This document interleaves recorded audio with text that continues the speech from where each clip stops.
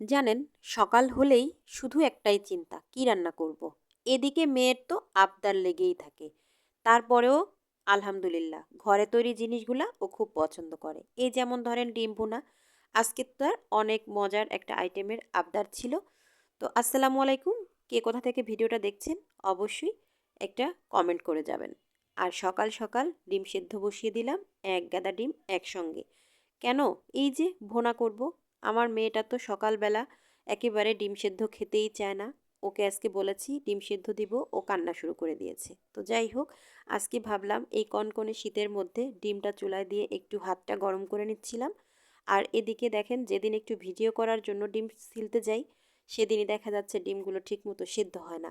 খোসাগুলো এতটা এলোথাপড়া হয়ে যায়, মানে কি আর বলবো। তারপরেও আজকে কিন্তু বেশ ভালোই ছিল। আর আমার কাছে তো এই জিনিসটা খুবই ভালো লাগে। আর ডিমগুলোকে আজকে কষা কষা করে ভুনা করব, সাথে এই পেঁয়াজের কালি আলু দিয়ে ভাজি। আমার কাছে তো খুব মজার লাগে। আর ওদিকে মেয়ের তো একটা আবদার ছিলই, তার টিফিন এটা বানিয়ে দিতে হবে, তারপর সে স্কুল যাবে। তার জন্য স্যান্ডউইচ বানিয়ে দিতে হবে। আর সঙ্গে যদি থাকে, তার ঘরে একজন আছেই তাকে সাপোর্ট করার জন্য। তো গতদিন তো তার জন্য আসলে মেয়োনিজ বানানো হয়েছে ঘরেই, সেই একটা ছবি পোস্ট করেছিলাম। অনেকে আপু আবার কমেন্টে লিখেছিলেন যে রেসিপিটা দিও। অবশ্যই আমি চেষ্টা করব রেসিপিটা দেওয়ার। তো আজকে কিভাবে স্যান্ডউইচটা বানিয়েছি সেটা পুরোপুরি আমি ভিডিও করতে পারিনি। আমার ছোটো জাকে বলেছিলাম একটু শর্ট শর্ট ক্লিপ নিয়ে রেখো। তো আলহামদুলিল্লাহ এত মজা করে বানিয়েছে, মানে কি বলবো। ও কিন্তু যথেষ্ট চেষ্টা করেছে। তো হোমমেড যে কোনো জিনিসই কিন্তু স্বাস্থ্যসম্মত হয়। আর আমার মেয়ে তো বাসায়ও খেয়ে তারপর স্কুলে নিয়ে গিয়েছি। আমি নিজেও গতদিন আর কি খেয়েছি, এটা গত দুদিন আগের ভিডিও ছিল। আর চিকেনটা দেওয়াতে স্বাদটা একটা অন্যরকম ছিল।